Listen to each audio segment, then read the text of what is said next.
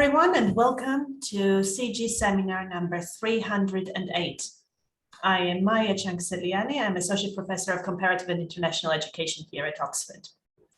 Today, we will be hearing from three presenters about a documentary which explored how UK universities' financial objectives are impacting the UK university experience of Chinese students.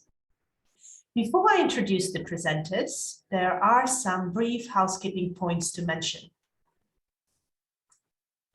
This webinar is being recorded and it will be posted online on the CG website tomorrow morning.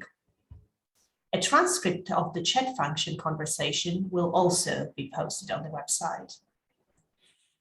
As we listen to the presenters, please keep yourself muted unless you have been asked to speak or ask a question. There is no need to have your video on during the webinar, but please do turn it on when you will be invited to ask your question. To ask a question, please use the chat function and write out the question you wish to ask. At the end of the presentation, if your question is selected, I will invite you to ask your question directly. And when I invite you to ask your question, please unmute yourself, switch on your video, state your name and where you are from. Now, the presenters. Today we'll be hearing from Liza Kaminov, Isaine Blatry, and Wang.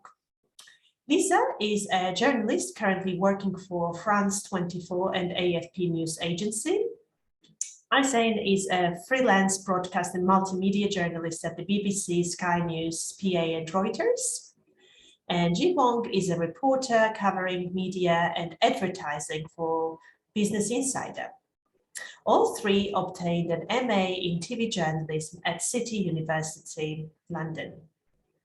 I will now pass over to Liza to start today's webinar.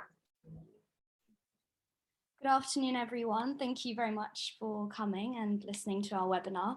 So I'll start off very briefly and introduce ourselves. So yes, as Maya said, we are graduates of City University of London and we did an MA in TV journalism, and our documentary was a part of our final project last year before graduating, and we spent about 7 months doing it from January 2021 to July 2021.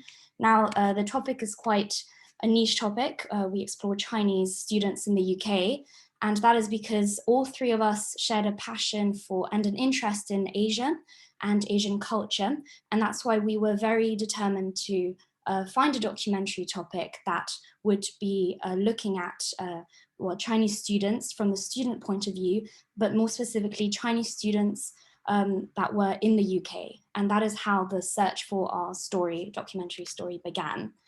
So I will share my screen so that we can see the slides. There we go. There we go. So the documentary is called The University of China, and as you can see, it focuses on how UK universities' financial objectives are impacting the Chinese students' university experience. So we've already spoken about who we are. So the documentary idea, as we said, first stemmed from our passion for Asia, and then we decided to film something that was going to tell the story from the Chinese students' point of view, because we felt that in the media in general, all the documentaries, all the reports we'd seen about China or Chinese students usually were from the West's point of view. We very rarely saw or had the opportunity to hear from Chinese students themselves. So we started researching, Chinese students in the UK to see what was coming up. And we came across a lot of articles, especially written in recent years between 2018 and 2020, that were raising concerns about the boom of Chinese students in the UK and the increasing amounts of Chinese students who are applying at a very fast rate to UK universities.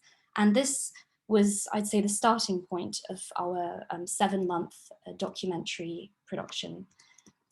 So I will pass on to Z, who will talk to us a little bit about, first of all, the statistics and the facts that we found, which led our research which first led our research and led us to continue looking into this. Go ahead, Z. So I think that the main point that was some big inspiration for us, and also initially we wanted to look into, was that we realized both from our own sort of empirical experience, but also from research, from where you can see various data providers as well as freedom of information requests, that there was a significant financial dependence on UK universities as a whole, whether that would be at the level of Oxford or Cambridge, or even, basically all universities of all kinds were dependent on Chinese students. And we didn't realize the extent of that until we really dug deep into the statistics. And as you can see, obviously international students are already a big source of revenue for UK universities, but Chinese students take up a large amount of that, which creates a significant dependence, right? And from our interviews, and both with students and professors, we really found that universities have definitely shifted the way in which they cater to students because of just how big of an impact Chinese students have on their planning, on their strategy. Obviously the tuition that they pay, as all international students, is significantly higher than domestic students, and that we haven't been able to confirm that Chinese students sort of subsidize domestic students, but there has been that's been sort of one of the things that we had looked into. But either way, universities, they definitely, from courses to the way they structure their accommodation to student activities, there's a lot of catering to Chinese students, which is also something that you can see from the new statistics that is actually increasing year on year, even after COVID. We've seen more and more Chinese students come, whether that be because of things like the UK lengthening the duration of the post-study visa, or a variety of other factors. But the fact remains that this is, in a way, an issue that is developing. And as we've seen during COVID, when all of a sudden such a big cohort of students and of income sort of went missing from universities, that had a big impact. You also had, the fact that obviously you've got all these students coming to university. It's not just source of revenue income for that place, but also for the larger economy. You can see, the Chinese students as a cohort, they bring significant revenue to the UK economy. But if you go to any town that has a significant population of Chinese students, you will see the effects, the spillover effects of Chinese students, like anything from restaurants to supermarkets to services catering to students from China. It's quite significant, as we've seen firsthand in Durham, but you can see that in many other cities as well. And a little sort of interesting, I guess, piece of information that we found is that when you look at the level of exports from the UK economy to China, actually higher education was the third largest, just behind petroleum and gold.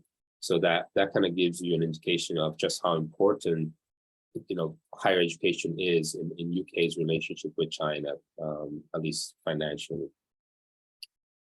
And I think now we'll move on to a bit more of sort of the process by which universities kind of are able to attract such large numbers and really be competitive on a global stage with Chinese students. And Isaine will take over from here. So after all, we found the numbers and all the articles, our priority was to find, the students, to bring the story alive, because it's the key part of the documentary. So what we decided to do is to send, messages on WhatsApp to reach out to students. And we were very surprised by the number of answers we've got. And everyone had a story to tell, and it was like all around the UK as well. So after we talked with several students, we selected 10 students, which were going to be main character of this documentary. And it was really important to us, as Liza mentioned in the beginning, to give the Chinese student a voice and hear, their point of view, because it's something that we observe that have never been done before. So after we've heard everyone's stories, we moved on also to a professor, and we tried to get, both point of views on how they experience the UK universities as foreign students. So one main thing, it started with agencies in China. It's the main way they'll start recruiting Chinese students, because they both depend on each other. It is hard enough for a Chinese student to come to the UK. So what we do, they will come to the an agency in China, which will then help them to get to a UK university. So the university would help them write their personal statement, prepare for English test.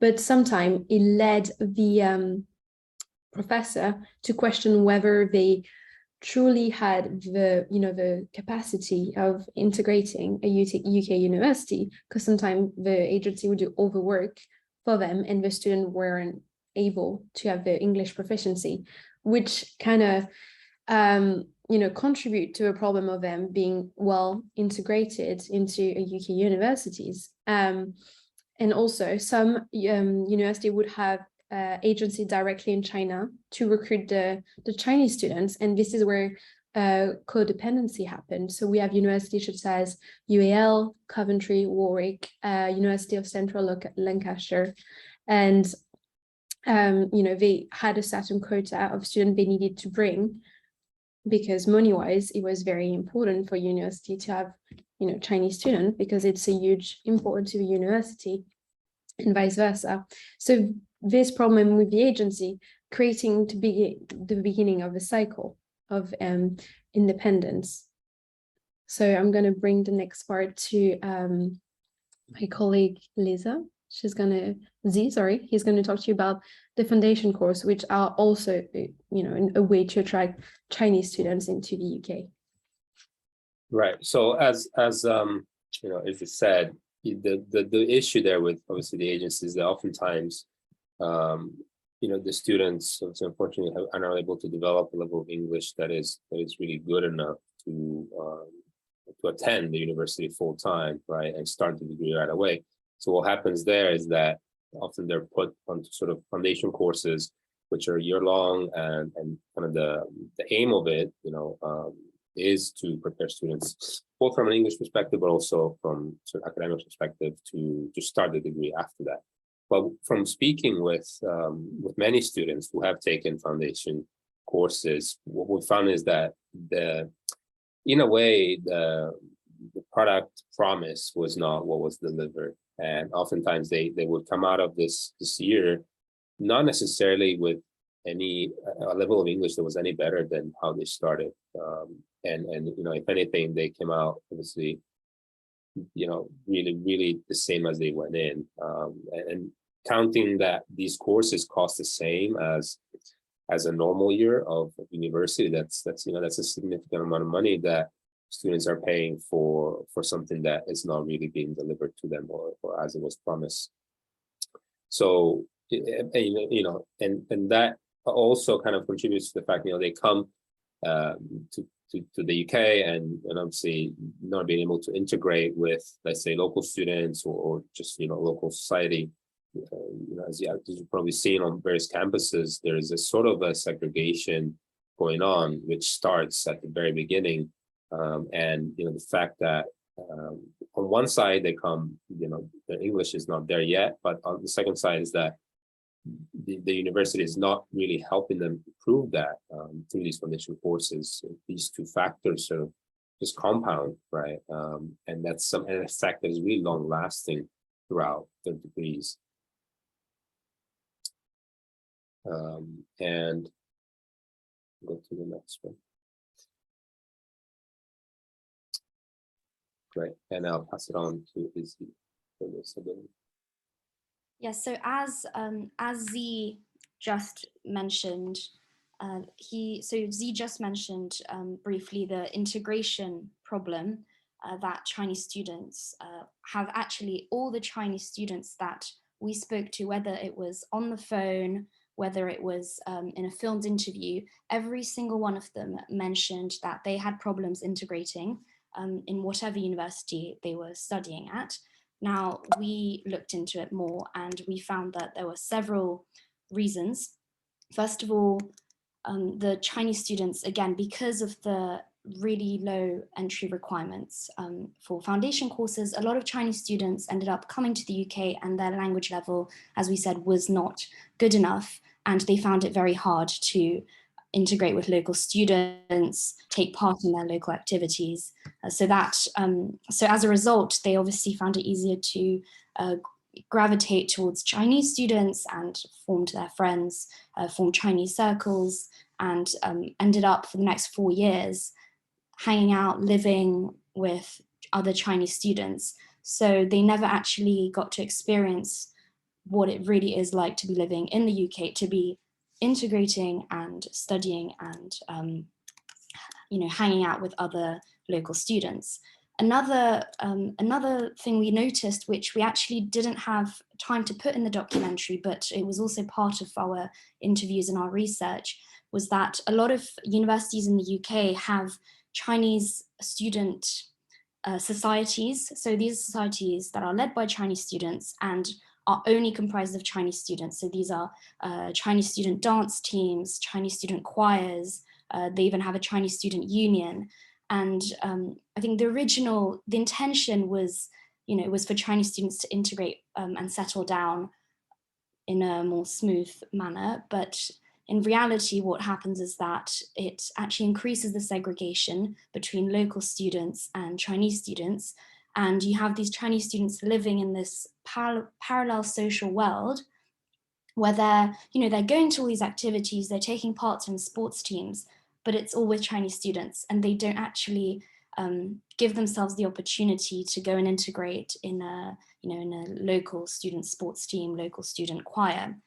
And this is, I think, what happens is, for 4 years, these students end up having great social lives, but is there really a difference between them studying in China then and studying in the UK if their entire circle, their entire social bubble remains 100% Chinese? And another thing we noticed, and this was very evident when we traveled to Durham University. Durham University was the main case study for our documentary. And what we noticed in Durham, that there were a lot of accommodation blocks that were built by a company called Unite Students. And in those accommodation blocks, 90% of the residents were Chinese. The accommodation blocks were all situated near a Chinese supermarket, and their website was in English or in Chinese, but no other language. And they also offered services like Chinese English translators, if any family members were coming around to visit. And most of them also had vending machines which had Chinese snacks in them. So once again, these accommodation blocks created this bubble, this whole other world in which these Chinese students spent their 3 or 4 years. And this we found was it was slightly sad, because I think the Chinese students who we spoke to, who lived in those accommodation blocks, said that they were quite shocked actually that, they turned up and they thought that they would be meeting other international students, and then they end up living for 2-3 years with Chinese neighbors. So that also, I'd say, contributed to the problem. And another thing we also we went to Durham and we discovered this whilst we were there. We had a chance to speak to local students, so English students who came from the north of England, the south of England, and they also raised the issue that they were doing master degrees that were, again, 90% of the students were Chinese, and in their seminars, their classmates were talking in Chinese, they were having group discussions in Chinese, and so these local students had no way to take part. They were very lost. They were completely lost in the course, and they weren't enjoying themselves. So what we realized was that this integration problem actually was a problem for both sides. And this is why I'm going to move on to Izzy, who's going to. Actually, if I may add just one thing. Yes.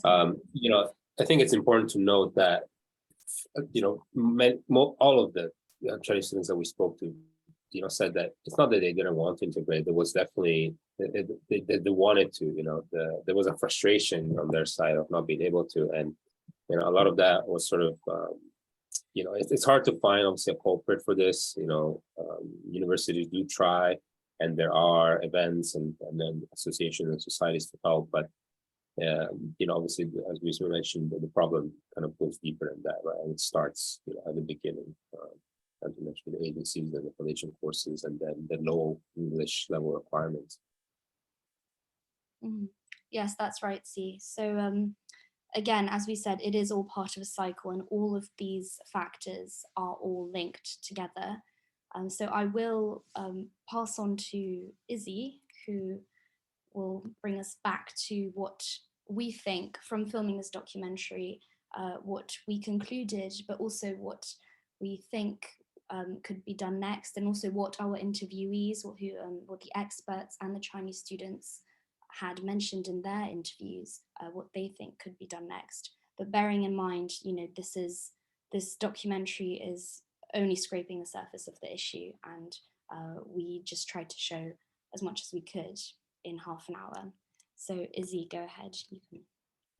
So the conclusion, as Izzy said, it has to be a two-way exchange, you know, between the universities and the students. But as you start from the beginning, if we allow students who may not have the English capacity to, you know, come into the UK and do a course which would be harder for them to socialize or even understand in depth what they're studying, it'll be harder for them. And obviously, they will go to something which is familiar, comforting, Chinese student and friends, and that's why they are more secluded from maybe European students or even UK students. So what is really important is to make sure that they are well prepared, you know, when they come into the UK, but also the university make sure when they allow students to come that, you know, they have a level and they will be ready, and it would be an enjoyable experience for them. And the teacher, they said as well, they are saddened by what happened, and they really hope when the student comes that they want them to have a good experience, and if they're not happy that they should complain. And we talked to the head of UK universities, and her reply was that she said that university have the highest standard in terms of welcoming international student and also Chinese student, and they doing the best they can.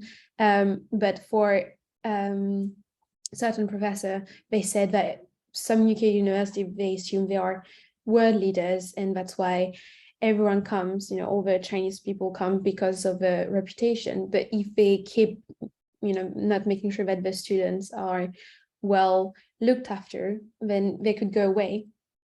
And this amount of money as well could go away, which then could impact the UK university system.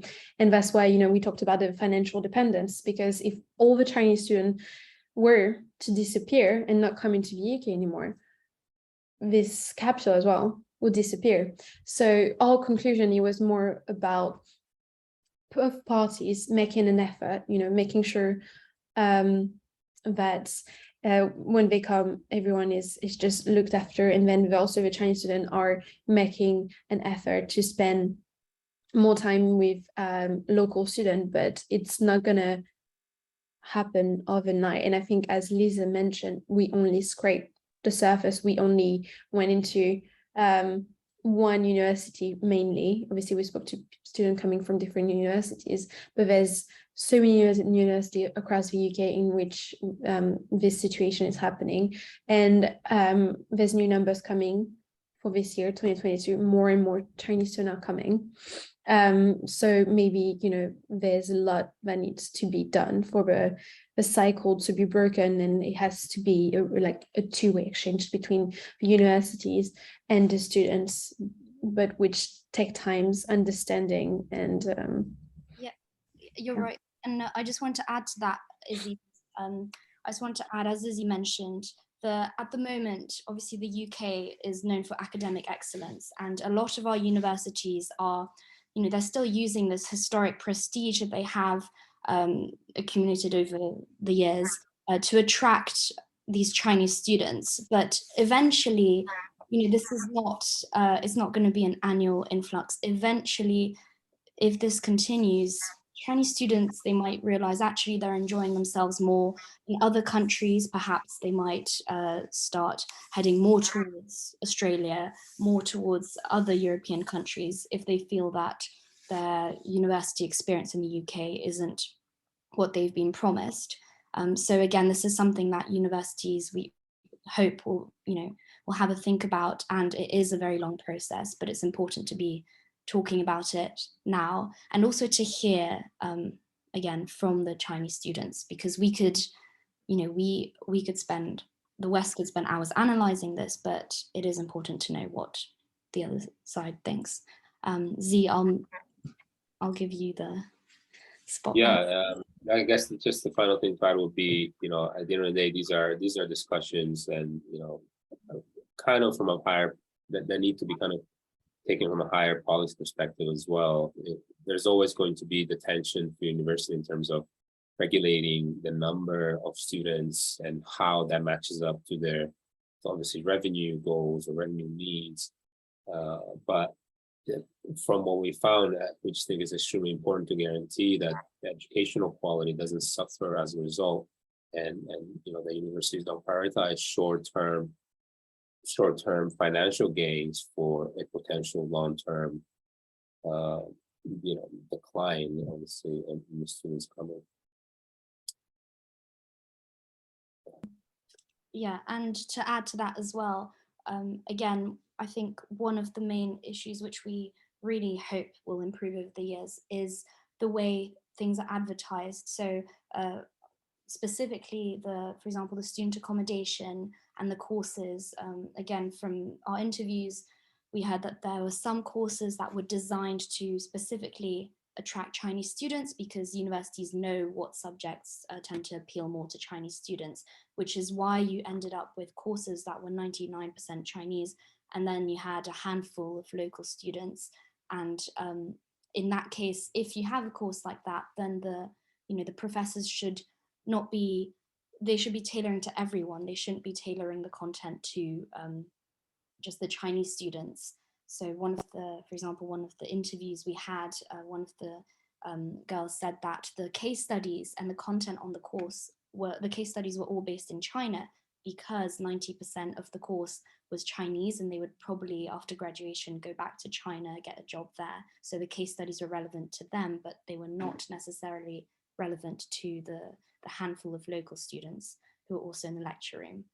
So that is one point. And as for the advertising of the student accommodation, again, we feel it's not very correct to be targeting one group of people.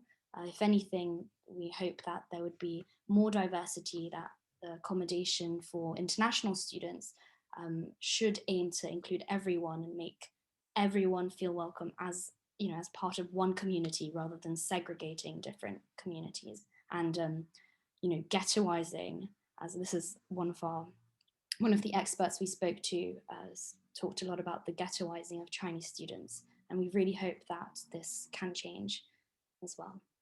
Do you guys have anything else to add? No, I think you mentioned it all. Fantastic. Well, then I think we are ready for questions. Yeah, we are at the end of our presentation. Thank you very much, Maya. I'll pass on to you. Thank you very much to all these three speakers for sharing the findings from your study that was completed at City University in London, from what I understand, where you did your master's degrees. Thank you very much. I see questions coming in. Some of those relate to the methodological approach that you adopted, others relate to a role of agents and accommodation and so on and so forth.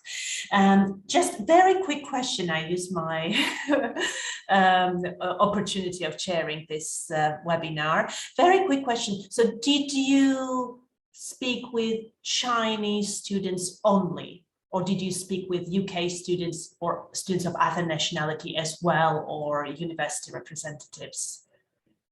I'll briefly take that one. We spoke, so during our research before we filmed, we spoke to Chinese students, but we also spoke to UK students. We spoke to representatives of student unions of different universities, such as Durham, and we spoke to, I think it was representative at UCL and Cambridge, who were, you know, they were in a position to speak on behalf of the international student community. And so that was part of our research. But when it came to the actual filming, yes, our main case studies were Chinese students. And then we also did interview local students in Durham. We interviewed about 5, 2 in detail, and then 3, it was a brief interview. So we definitely tried to get both sides. Great, and what you presented is the evidence that emerged basically from all of those interviews, from what I understand. Yes, and if I may add, we also spoke to a professor who taught in those university and who taught those Chinese students as well. So and a representative of, professor of higher education who had deeper knowledge of the global system of higher education, which really helped us. So we had people who also experience that situation. Thank you very much. I will not take more time asking my questions. I have a few more, but maybe later. So let me invite David Wang, please, to ask your 2 questions. If you wanted to unshare your slides, perhaps we will see more participants. Thank you.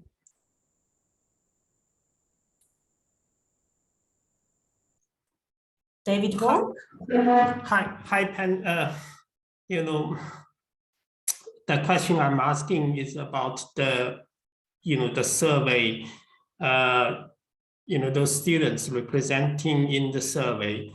And, you mentioned earlier about where they're from, some universities already. So I got a sense it's a combination of different types of universities. So it was well representative.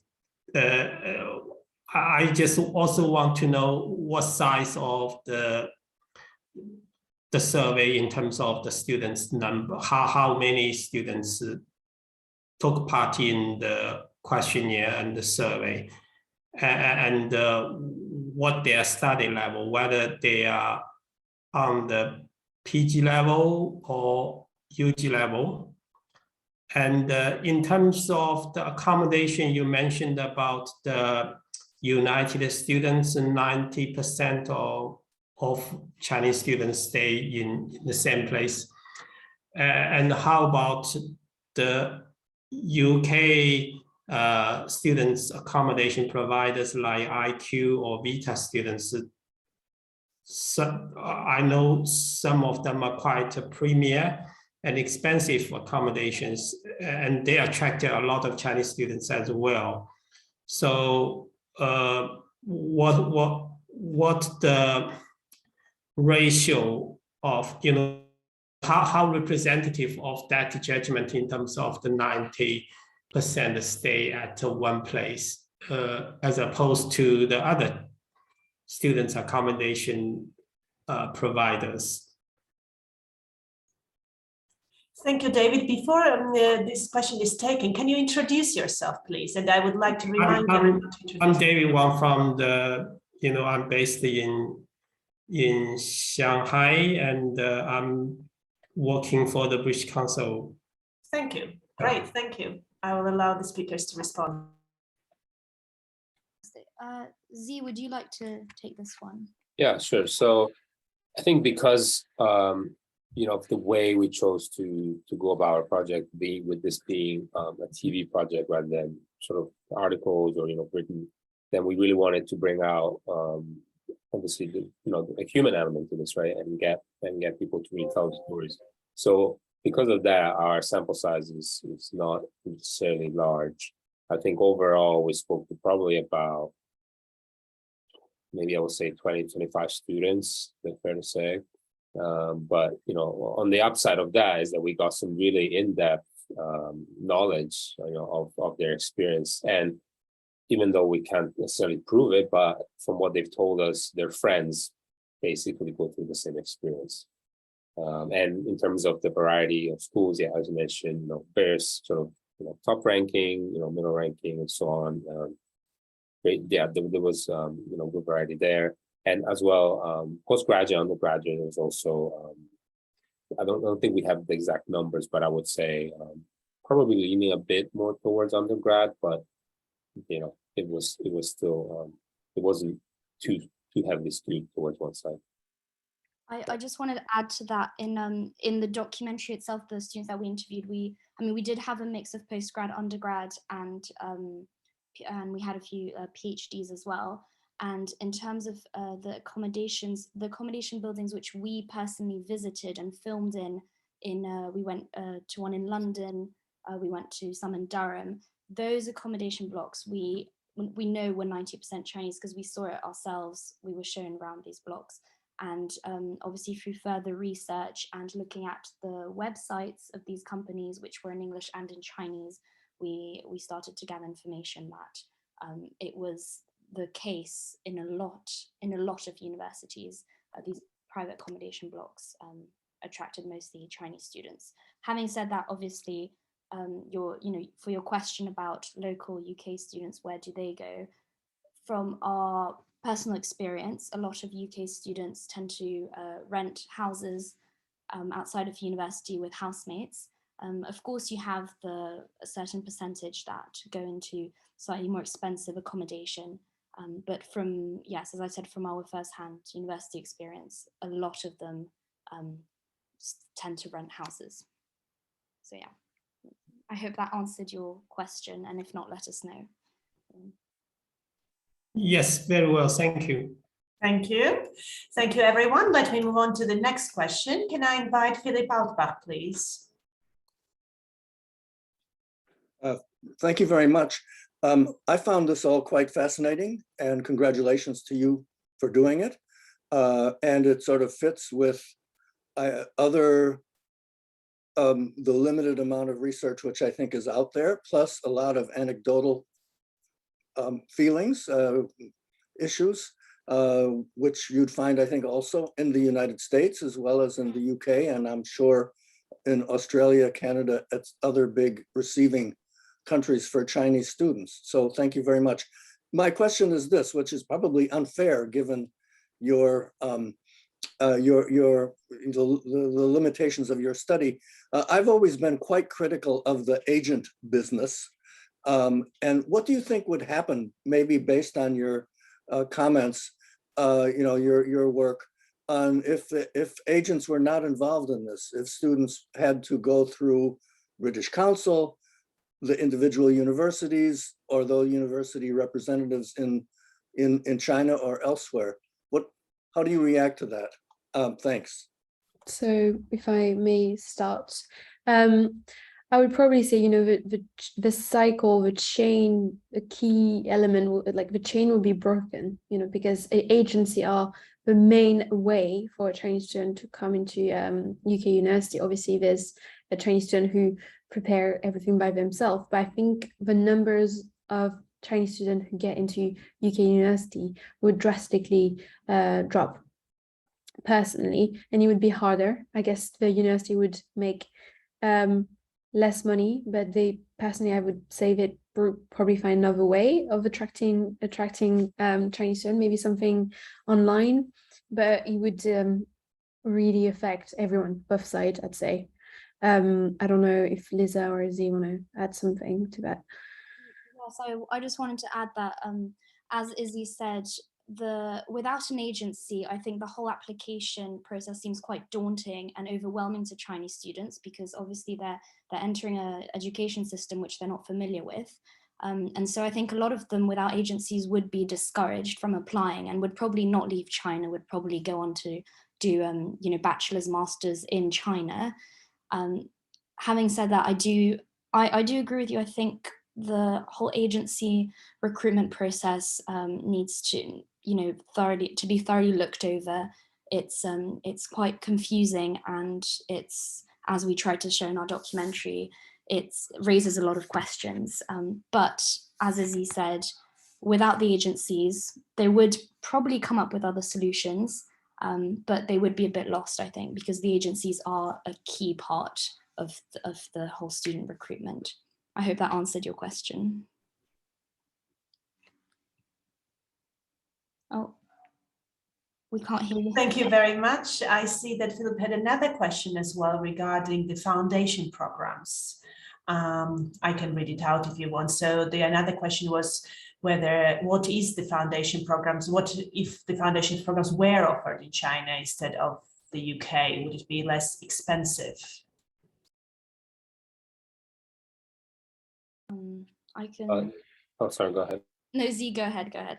You take this. No, I was going to say, I mean, yeah, as it was pointed out in the comments, and from what we found as well, there are foundation programs that are offered actually in China, but I think it would be obviously likely to be less expensive, but I think it's also going to be about maintaining the quality, and then I guess finding sort of teachers or professors that can, that are familiar with the British education system, that can sort of help these students transition, to an eventual full-time degree in the UK. So there's definitely going to be a more logistical, potential problems there. But yeah, the upside would be cheaper. We can also see, sorry, I will add to that, there are some universities like Nottingham University, where we can see they have a campus in China, the Ningbo campus, and universities like Nottingham University, I think they are trying to work towards some kind of compromise by offering courses in their China campus first and allowing students to start their studies in China and then finish the last 2 years of their studies in the UK. So we are seeing some kind of progress in that aspect. I'm not sure if it's cheaper though. I don't really know. I don't have any figures to give you right now.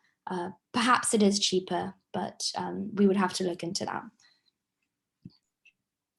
Thank you. I wonder if Mike Winter wanted to come in now, because there is interesting comment on actually foundation programs offered in China by the Northern Consortium. Mike Winter still here? Yes, Maya. I was just replying to a comment, Yes. Philip's comment, that there are quite a number of foundation programs offered in collaboration with universities in China. The Northern Consortium runs these, and we ourselves, the University of London, have been running international foundation program with universities in China for many years now. So this is not new, and it is a very effective way of, if you like, sensitizing prospective students to the kind of study styles, study skills, English for academic purposes, and that kind of acclimatization, which students find very helpful. By the way, graduates from those programs don't always come to universities in the UK. Some of them go to the States, and some to Australia, and indeed other destinations as well.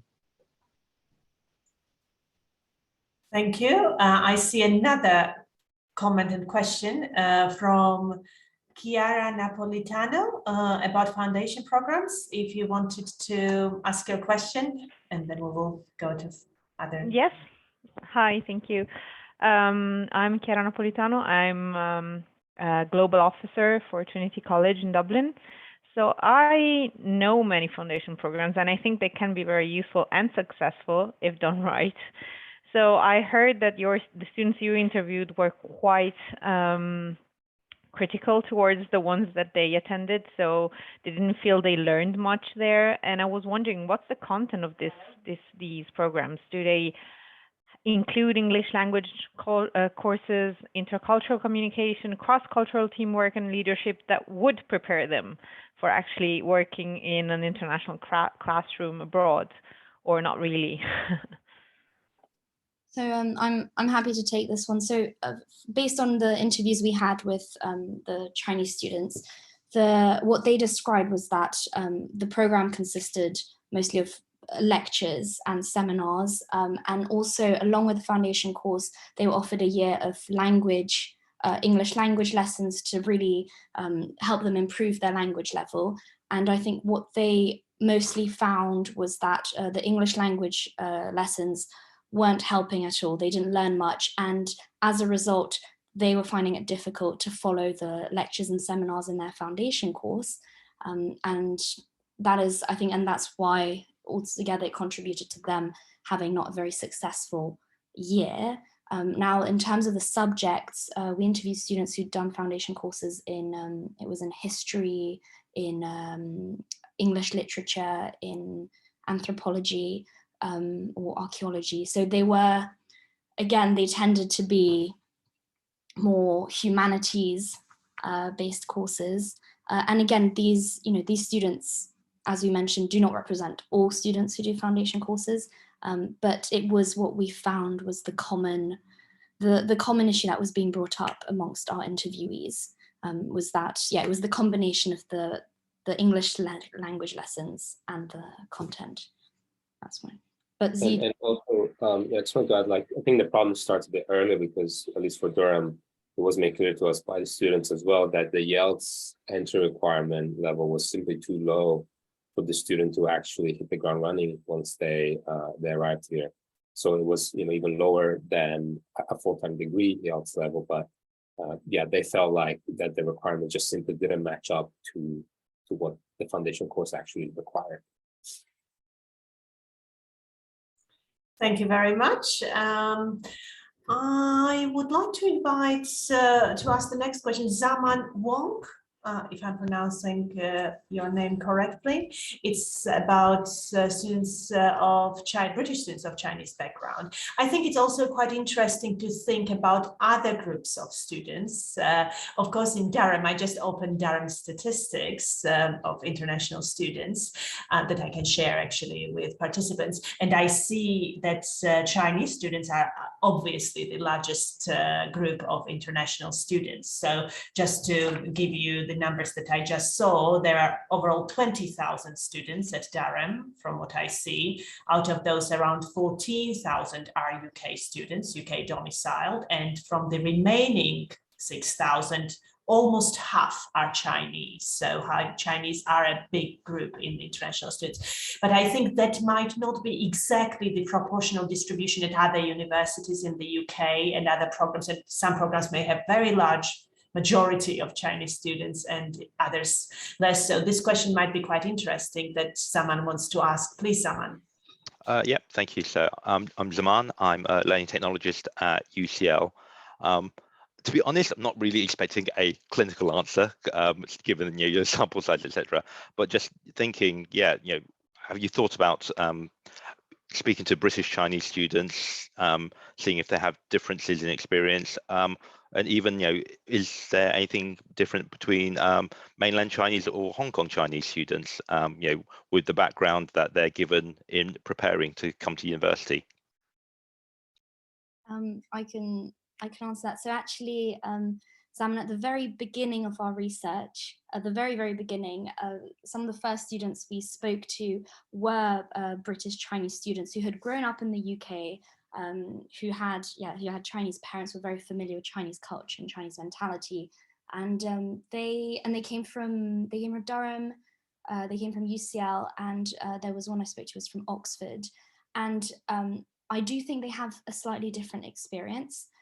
They do integrate more easily, but they also notice the lack of integration between the mainland Chinese students and the local students, and they can understand quite well where the problem is coming from. And I think a lot of them, actually one of the students we spoke to from Durham, he's British Chinese, and he actually had wanted to set up a society that would help mainland Chinese students integrate more with the local students. So when we spoke to him, that was at the beginning. I think his society was only a few months old. So there is potential there. And we spoke to another student from Cambridge as well. These students don't feature in our documentary, but they were part of the research, who was also trying to facilitate that exchange between the two groups. So yes, to answer your question, we did speak to those students and we did notice there is a difference. But we felt that the documentary, we wanted to give the mainland Chinese students a voice, which is why we didn't focus too much on the British Chinese. But that was also important for us to talk to them and get their point of view to understand that. But I think the fact that they are British Chinese, it helps for them to have a deeper understanding and knowledge about British culture and therefore integrate more with our students because, they are also British. So it's a bit different from someone who come from a complete different country, but the advantage that they understood both sides. And it was really important for us to meet people who understood both sides, and were in the middle, if we can say that. But yeah. Thank you. Can I invite Julie Allen, please, to ask a question, I think, about agents, or maybe to share some thoughts about the role of agents? Thank you. Yeah, hi, I'm Julie. I work at the UK Council for International Student Affairs.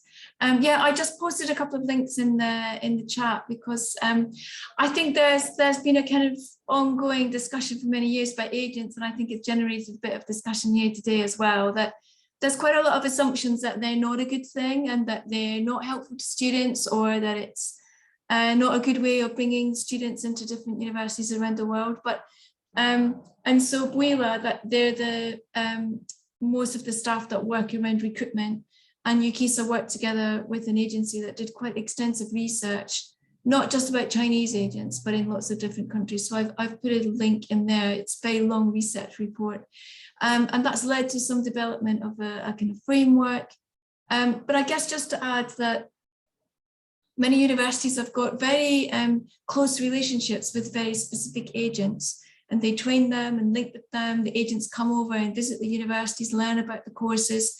So it's not always a kind of remote relationship, that they actually work quite closely with specific institutions so that they become very familiar with the different courses. And often you'll see students who have studied in universities becoming agents for those universities when they return home. So it's often quite a strong link. So there's lots of positives, I think, about the agents network. But I did have a question, which was about your film. So I was really intrigued about where you're going to show it and how we might be able to view it. Yeah, so actually I've just been, we were just corresponding with Trevor, who's organised this webinar. We wanted to share a link at the end of the questions with everyone. It is on YouTube. It's also on Bilibili, which is the Chinese version of YouTube, because we thought that, well, we really wanted to reach as many Chinese students as possible, not just the ones in the UK. So we will share a link at the end. So I think Maya and Trevor will help us do that. That's great. Yeah, I look forward to seeing that. And also, Thank you. Sorry, I just wanted to add something. And if we have time, we can show you the introduction, the trailer of the documentary as well, that we have. Thank you. Now, I think we have two other questions about agents. So I will invite now Yang, if you wanted to come in to share your question, comment about the role of agents.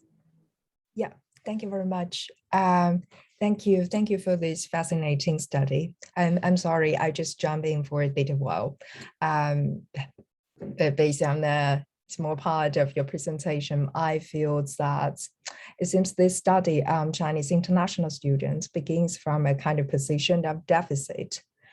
I'm sorry, I forgot to introduce myself. I'm a PhD researcher at the University of Manchester. My PhD is looking at the role of education agency in the marketized international higher education sector. And one of my sub-projects is a kind of longitudinal study on prospective Chinese international students who use an education agency to apply for UK universities. And my data demonstrates that actually lots of students, they proactively interacted or negotiate with their agents or agency about decision-making, about some choices and information. And that in the meantime, they acquire different kinds of information about UK universities, accommodations, professors, and future opportunities through different channels. So I feel that actually students are quite critical about this kind of information or decisions. So I'm wondering, in your study, did your respondents reflect something around their understanding of UK universities before arriving in the UK? And is there any comment around agents functioning in their decision-making process? Thank you very much. Sorry, before you respond, can I take another question about agents together with this one so that you take those two together and we will have the final questions then. QR Dank perhaps could ask their question about agents. They are still here. Q and Dank, mentioning yes. Project Peer. Yes. Yes, please. I'm Quang Dang and I'm PI the project called Peer at Coventry University. In our study, we also interview a number of UK universities, especially Scottish University. And as one of the presenters mentioned before, without the agent, the chain will be broken. And I think that I can resonate to that because the decision making is not only done by the student, the parents, especially at foundation and undergraduate level, a parent involved in the decision making and agent it's a decisive factors in the chain. So the agent talk to parents and parents feel more comfortable talking to agent. And UK university actively involve agent in the entire process. So I don't think that agent going to disappear or the implication of getting rid of agent would be negative for UK recruitment. I don't see the problem with agent. I just wonder if what kind of training, what kind of ethics that agent work with, whether in your documentary you have any views from the student or parent about their experience with agent.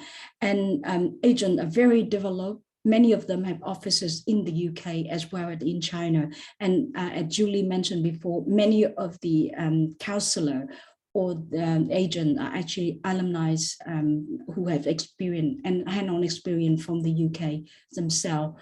I don't see that the agent going to disappear in the near future. Thank you.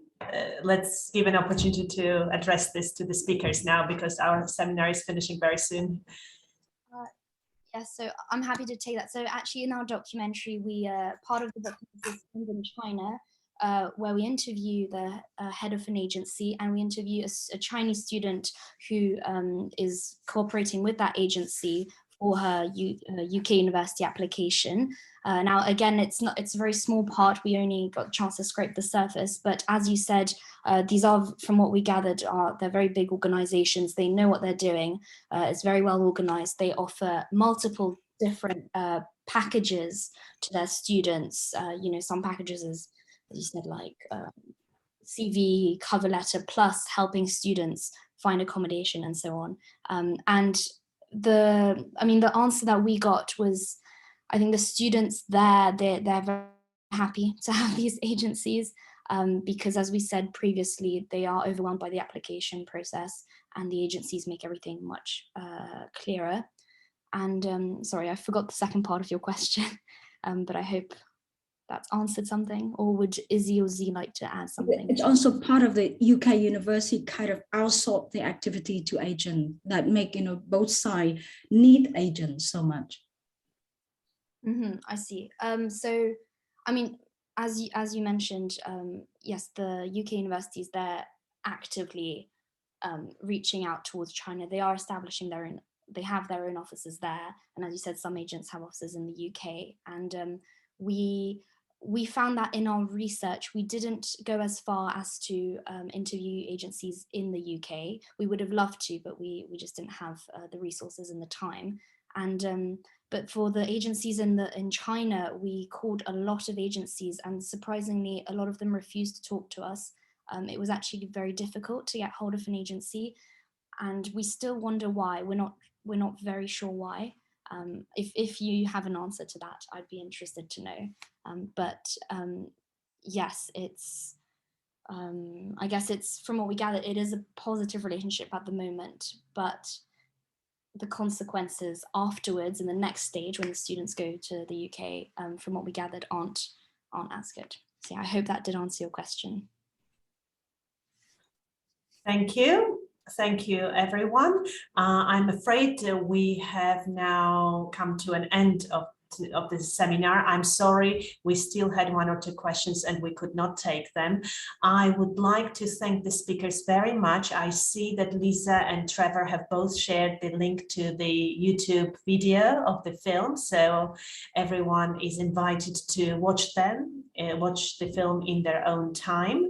I would like to thank the speakers for their talk, for sharing the findings from their project that has generated quite a good discussion at the seminar, I think. So thank you very much. And I would like to wish you every success in your future work, in your journalistic career.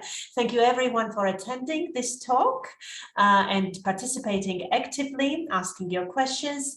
I would like to remind everyone that the next CGHE webinar will take place on Tuesday, on the 19th of July, and we'll be talking about China again. So the topic of the talk is positional competition among Chinese university graduates. Thank you and hope to see you next week. Bye-bye.